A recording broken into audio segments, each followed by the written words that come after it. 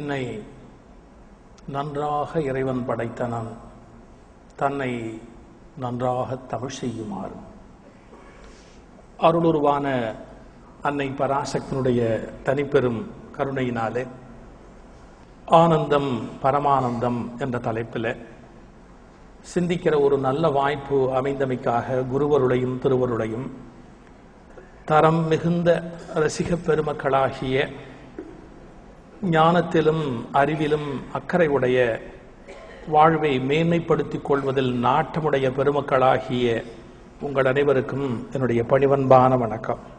வருகை தந்திருக்கிற உங்களுடைய அன்புக்கு என்னுடைய தலை சாய்ந்த வணக்கங்கள்.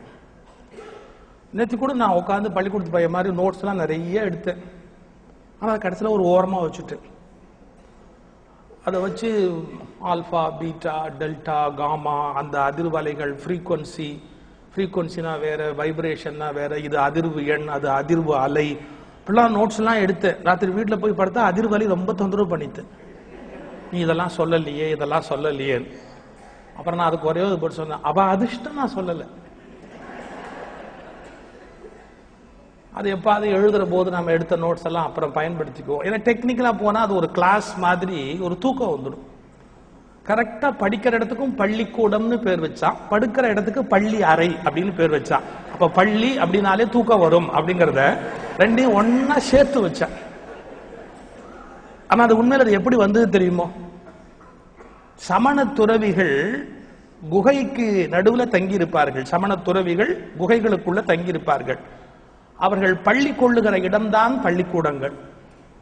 ஏன்னா முறையாக வகுப்பு நடத்தியவர்கள் சமண துறவிகள் தான். எஜுகேஷன் அப்படிங்கறத சிஸ்டமேட்டிக்கா தொடங்கியவர்கள் சமணர்கள். அவர்களிடத்துல தங்கி வாதங்களை தர்க்கவாதங்களை வைத்து மக்களுக்கு கல்வி ஊட்டி முறையான கல்வி என்பதை தொடங்கி வைத்த பெருமை சமணர்களுக்கு உண்டு. ஒவ்வொரு ரிலிஜனுக்கும் ஒரு கிரேட்னஸ் இருக்கு, நம்ம அதை அக்னாலஜ் பண்ணணும். அந்த குருமார்கள் தங்கி இருந்த இடம் பள்ளி அறையாகவும் பள்ளிக்கூடமாகவும் அது ஆயிற்று, அவர்கள் தங்கி இருந்த இடம். இன்று நாம் ஆனந்தம் பரமானந்தம் அப்படிங்கிற தலைப்புல சில சிந்தனைகளை பகிர்ந்து கொள்ள போகிறோம். மனிதன் சந்தோஷமா இருக்கிறதுக்காகத்தான் இந்த பூமி தரப்பட்டது, இந்த பூமியில் வாழ்க்கை தரப்பட்டது. நேற்று நாம ஓரளவு அதை சிந்தனை பண்ணினோம். தாயும் தகப்பனும் சந்தோஷமா இருந்த கணத்துல தான் நாம ஜனித்தோம். அவர்கள் துக்கத்திலேயா நாம ஜனித்தோம்?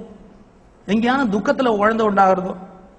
அவர்கள் தங்களுடைய ஆனந்தத்தில் இருக்கிற போது, தாயும் தகப்பனும் ஆனந்தத்தினுடைய உச்சிக்கு போகிற போதுதான் கரு உருவாயிற்று.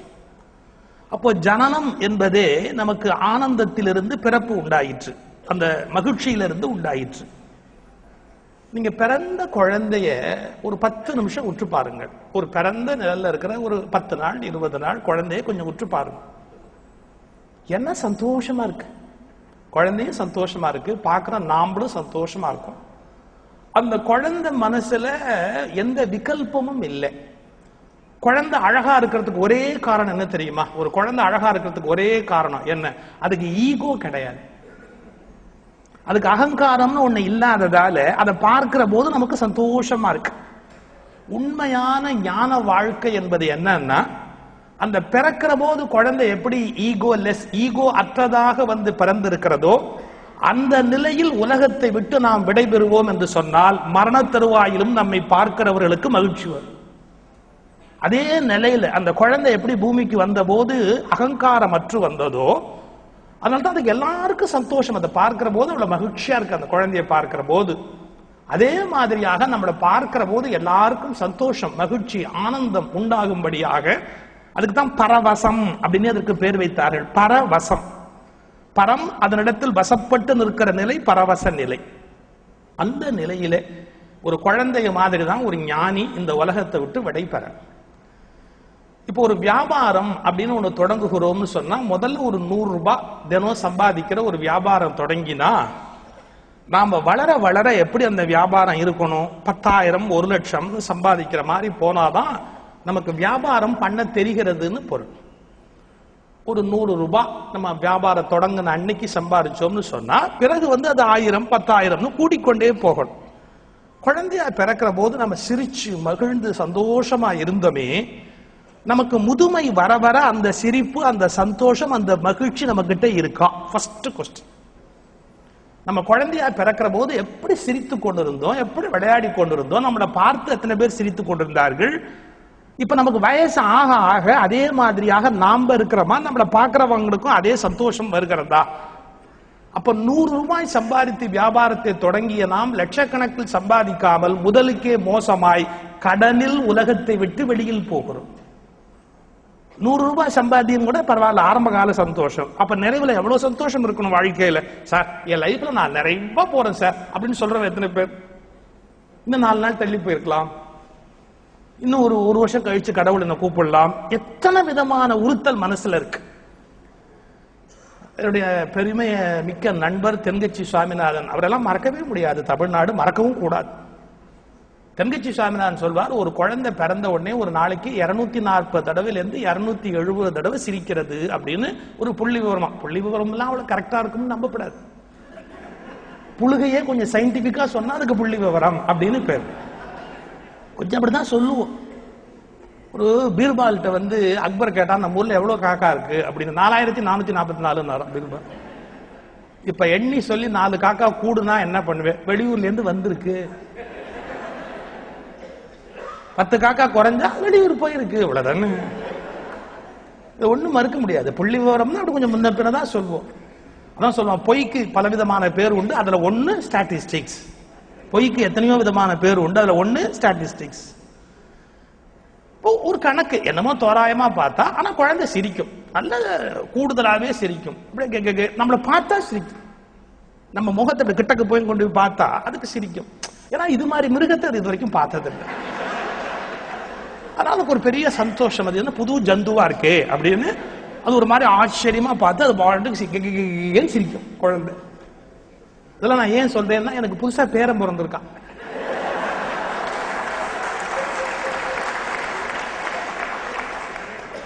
அதெல்லாம் பார்த்த போதுதான் ஆச்சரியப்பட்டேன். இப்பெல்லாம் நம்ம சிரிச்சிருப்போமோ குழந்தை இல்லை அப்படின்னு இப்பதான் தெரியுது நமக்கு. இருக்கட்டும். குழந்தையா இருக்கும் போது 240 தடவை 270 தடவை சிரிக்கிற மனுஷன் தன்னுடைய மரண பரியந்த மெதுவா போய்கொண்டே இருக்க பிற்காலத்துல என்ன அப்படின்னு கேட்டா, ஒரு 20 தடவை ஒரு நாளைக்கு சிரிச்சாலே பெரிய விஷயம். சில பேர் சிரிக்கிறதுக்கு காசு கேட்பான். சிரிச்சுட்டா காசு கேட்பாளோன்னு பயப்படுவான், வாயை திறந்து சிரிக்க மாட்டான். அப்படி உலக மனிதர்கள் பல பேர் இருக்கிறார்கள். நீங்க குழந்தை சிரிக்கும் போது பார்த்திருக்கிறீர்களா? நான் இங்கே நகைச்சுவை மன்ற விழாவில் சொன்ன இதே இடத்துல பேசும்போது, குழந்தை சிரிக்கும் போது உச்சந்தலையிலிருந்து உள்ளங்கால் வரைக்கும் சிரிக்கும். ஒரு குழந்தை சிரிப்பில் முழுமையாக பங்கு பெறுகிறது. மனிதன் உதட்டை மட்டுமே சிரிப்புக்கு பயன்படுத்துகிறார். ஆனந்தத்தில் உச்ச நிலையில் குழந்தை அதனுடைய உச்சந்தலையிலிருந்து அந்த காலெல்லாம் உதச்சுன்னு சிரிக்கும் குழந்தை. நாம சிரிச்சா அப்படி லேசா பர்ச திறக்கிற மாதிரி, லேசா ஜிப்பு பர்ச திறக்கிற மாதிரி. நீங்க சொன்ன பாருங்க, உதடுகளின் உடற்பயிற்சி. சில பேருக்கு சிரிப்பு உதடுகளின் உடற்பயிற்சி, அவ்வளவுதான். 240 தடவை சிரிச்ச குழந்தை மரண பரியந்த முதுமைக்கு வந்து பார்க்கிற போது மனுஷன் சிரிக்கிறதே கிடையாது. அப்படியே முன்னோப்போம், வயசா வயசா வயசா. என்ன என்ன நம்ம வாழ்க்கையில அப்புறம் என்னத்த வாழ்க்கையில முதிர்ந்து பழுத்து இனித்து மேல வந்திருக்கிறோம் யோசிக்கும். தங்கச்சி சார் தான் சொல்வார், இப்போ சின்ன குழந்தைய சிரிக்க வைக்கணும் அப்படின்னு சொன்னா யாரும் ஜோக் அடிக்க வேண்டிய அவசியம் கிடையாது. எஸ்வி சேகர் டிராமா போடணுமா, காத்தாடு ராமூர்த்தி ஏதாவது டிராமா போடணுமா, மோகன் சார் கல்யாண மாலை பட்டிமண்டபம் நடத்தணுமா, ஒன்றும் அவசியம் இல்லை. நீங்க அதெல்லாம் பண்ணாதான் பெரியவங்க எல்லாம் சிரிக்க முடியும். ஒரு குழந்தை சிரிக்கிற போதுன்னா ஒண்ணுமே இல்லாம சிரிக்கும், காரணமே இல்லாம சிரிக்கும். அது சிரிக்க தயாரா இருக்கு, அதுக்கு ஏதோ ஒரு ரீசன் வேணும், அவ்வளவுதான். இந்த 4 நாக்கு ஒரு கிளுகிழுப்ப அப்படின்னு ஒண்ணு விற்பான். கிளுகிழுப்ப 4 நா பிளாஸ்டிக்ல இருக்கும், 2 கல்லு உள்ள போட்டிருப்பான். அந்த குழந்தைக்கு முன்னாடி அந்த கிளுகிழுப்பி எப்படி ஆட்டினா பொங்கி பொங்கி பொங்கி பொங்கி சிரிக்கும். எங்க அதே கிளுகிழுப்பியை கொண்டு போய் ஒரு 60 வயசானவருக்கு முகத்துக்கு முன்னாடி கொண்டு போய் இப்படி ஆட்டுங்கள், எந்திரிச்சு சப்புன்னு ஓங்கி ஒரு அப்பா. ஆலையில இருந்து நானே எங்க பைத்தியம் மாதிரி அலையிறேன், கிளுகிழுப்பியை கொண்டாந்து ஆட்டுறான் ஆட்டுறான். இதுக்கு சிரிச்சாள் தானே நாம. குழந்தையா இருக்க கிளுகிழுப்பி சிரிச்சுட்டு தானே இருந்தோம். எப்படி ஆனந்தமா இருந்தோம். ஆனந்தமாக இருந்த வாழ்வை துக்கத்தில் தொலைப்பதுதான் புத்திசாலித்தனமா?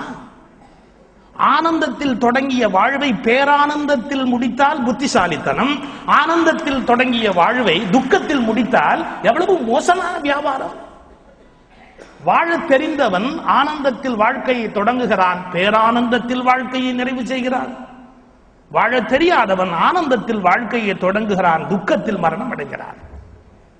அப்போ வாழுகிற அந்த இனிய கலையை நாம் கற்றுக்கொள்ள வேண்டும் என்று சொன்னால் ஆனந்தத்திலிருந்து பரமானந்தம் நோக்கிய பயணமாக நம்முடைய வாழ்க்கை அமைய வேண்டும். ஒரு சின்ன கொஸ்டின், நீங்க வீட்டுக்கு போகும்போது யோசிங்களேன், உங்க மனசுல யோசிங்களேன், உங்கள் வாழ்க்கை, உங்கள் பயணம், யுவர் லைஃப் ஜேர்னி, உங்கள் வாழ்க்கை பயணம் எதை நோக்கியது?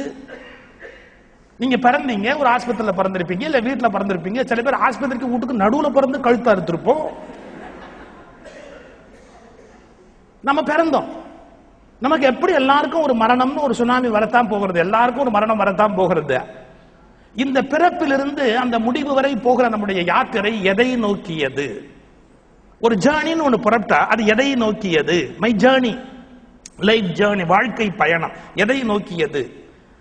அது முக்தியை நோக்கியதா, மறுபிறப்பற்ற முக்தியை நோக்கியதா, அல்லது மறுபிறப்பை நோக்கியதா, அல்லது வெறும் மயானத்தை நோக்கியதா?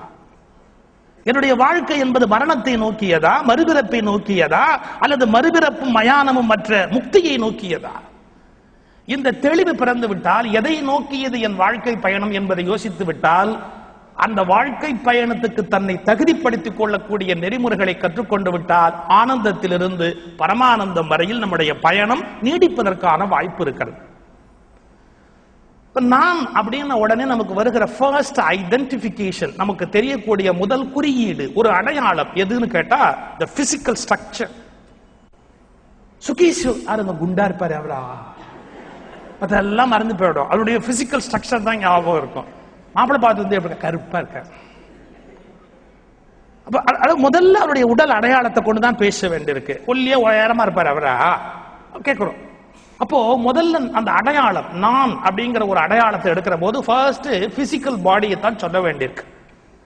அந்த பிசிக்கல் பாடியில ஜெண்டர், அப்புறம் ஆனா பொண்ணா, அதெல்லாம் மெதுவா அப்படி அடுத்தடுத்து ஆக்சிடென்ட் ஆனா கூட நம்ம கேட்கறோம், செத்து போனது ஆம்பளையா பொம்பளையா? செத்து போனதுல ஆம்பளையா இருந்தா என்ன, பொம்பளையா இருந்தா என்ன? செத்தது தானே.